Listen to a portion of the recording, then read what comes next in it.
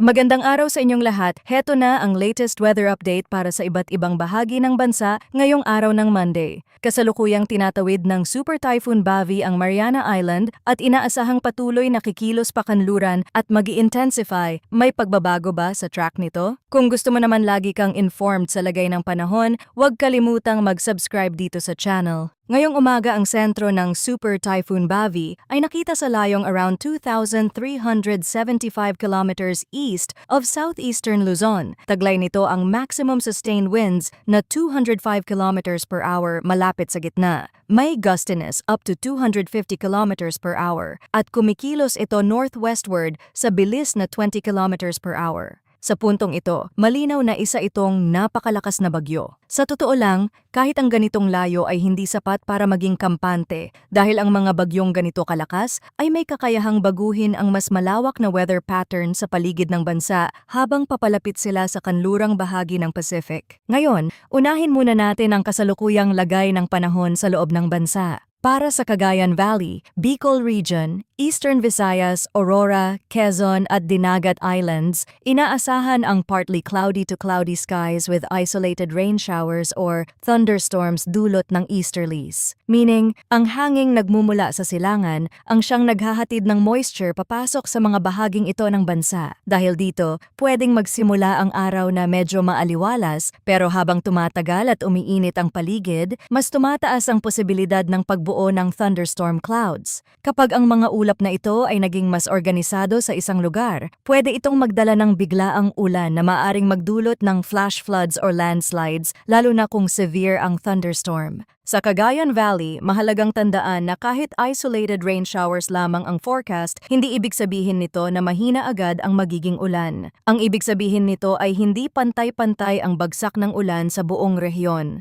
Maaaring ang isang bayan ay makaranas ng maikling pero malakas na thunderstorm, habang ang karatig na lugar naman ay bahagyang maulap lamang. Kaya sa mga komunidad na malapit sa ilog, sa mga mabababang barangay at sa mga lugar na madalas bahain kapag may malakas na ulan sa maikling panahon, mahalagang manatiling alerto sa mga biglaang pagbabago ng panahon. Sa mga lugar namang malapit sa matataas at bulubunduking bahagi, hindi rin pwedeng ipagsawalang bahala ang posibilidad ng pagguho ng lupa lalo na kung tumagal ang pagbuhos ng ulan. Sa Bicol Region, ang easterlies ay pwedeng magdala ng mga ulap at thunderstorms na mas mararamdaman lalo na sa hapon at gabi. Ang mga rehiyong nakaharap sa silangan ay karaniwang kabilang sa mga unang nakakasalo ng moisture mula sa dagat. Kaya kahit hindi pa direktang naapektuhan ng malapitang bahagi ng isang bagyo, ang pagpasok ng mahalumigmig na hangin mula sa silangan ay sapat para magdulot ng pabago-bagong panahon. Sa mga lugar na malapit sa ilog, sa mga paanan ng bundok at sa mga komunidad na kilalang sensitibo sa malalakas na buhos ng ulan, mahalagang maging handa sa posibilidad ng flash floods at landslides kapag naging mas matindi ang thunderstorm sa isang particular na lugar. Sa Eastern Visayas, mahalagang tandaan na ang rehiyong ito ay madalas ding unang nakakaramdam ng mga epekto ng moisture flow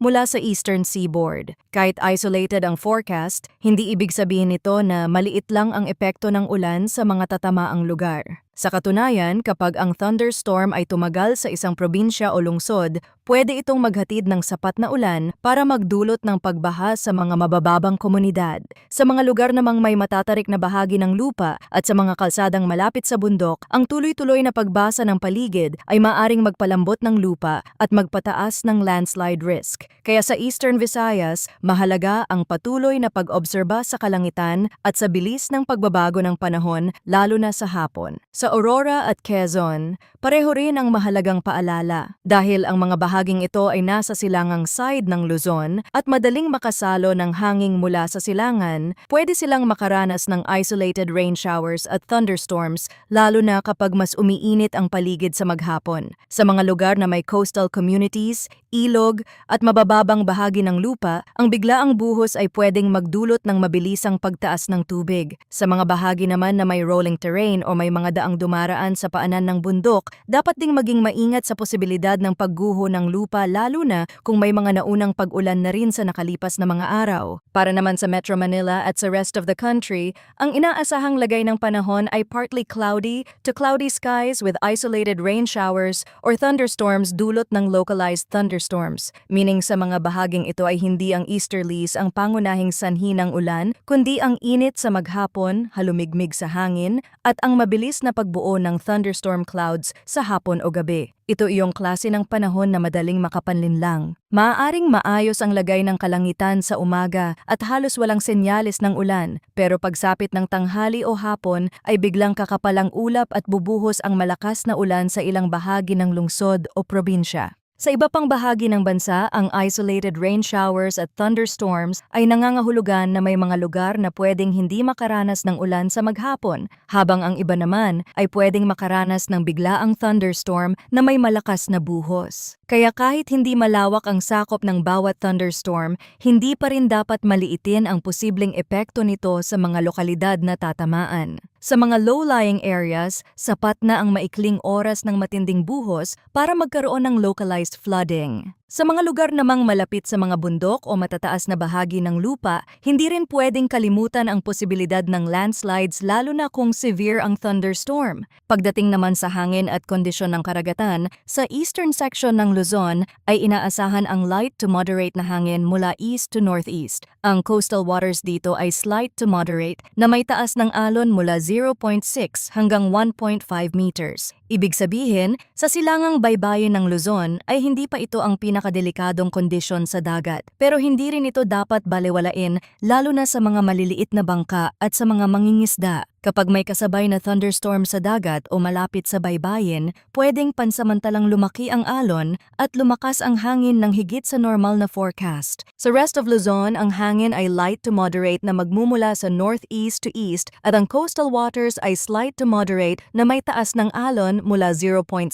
hanggang 1.5 meters. Sa Visayas at sa eastern section ng Mindanao, ang hangin ay light to moderate na magmumula sa northeast to northwest, habang ang coastal waters ay slight to moderate na may taas ng alon mula 0.6 hanggang 1.2 meters. Sa rest of Mindanao naman, ang hangin ay light to moderate na magmumula sa southwest to west at ang coastal waters ay nasa 0.6 hanggang 1.2 meters din. Sa pangkalahatan, hindi pa ito ang pinakamalalang sea condition sa bansa, pero gaya ng karaniwang paalala, ang aktual na kondisyon sa dagat ay pwedeng mabilis magbago kapag may kasabay na thunderstorm o biglaang pag-ihip ng mas malakas na hangin. Ngayon, pag-usapan naman natin ang mas mahalagang bahagi ng update tungkol kay Bavi. Ayon sa pinakahuling datos, si Bavi ay kasalukuyang tumatawid sa Mariana Islands at pagkatapos nito ay patuloy itong kikilos pakanluran hanggang makapasok sa Philippine Area of Responsibility sa Tuesday o Wednesday. Ibig sabihin, bagamat malayo pa ito ngayon, nasa yugto na tayo ng pagbabantay sa isang sistemang may malinaw na direksyong patungo sa mas malapit sa ating monitoring area. Habang tinatahak nito ang malawak na bahagi ng karagatang Pasipiko, inaasahan pa ang patuloy na paglakas nito. Sa kasalukuyang pananaw, hindi inaalis ang posibilidad na ang peak intensity ni Bavi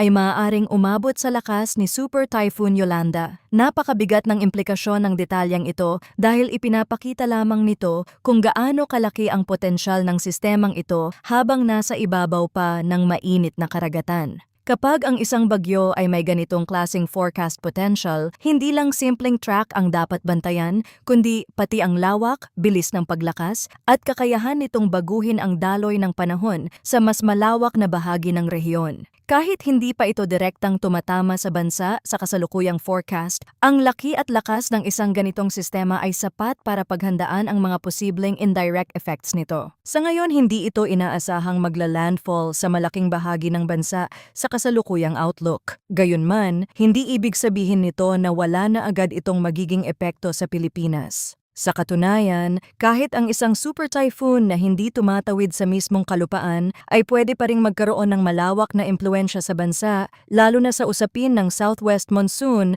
at sa kondisyon ng dagat sa hilagang bahagi ng Pilipinas. Ito ang dahilan kung bakit hindi dapat maliitin o balewalain ang bagyong ito kahit pa malayo pa sa ngayon at kahit pa hindi landfall ang pangunahing senaryo. Sa mga lugar sa extreme northern Luzon na siyang mas malapit sa posibleng ruta ng bagyong ito, may posibilidad na itaas ng pag-asa ang signal number 4 kung sakaling magpatuloy ang kasalukuyang trend ng track at lakas nito sa mga susunod na araw. Kaya para sa mga nasa extreme northern Luzon, mahalagang mas maagang tutukan ang mga susunod na update kaysa hintayin na mas lumapit pa ang bagyo bago magsimulang maghanda.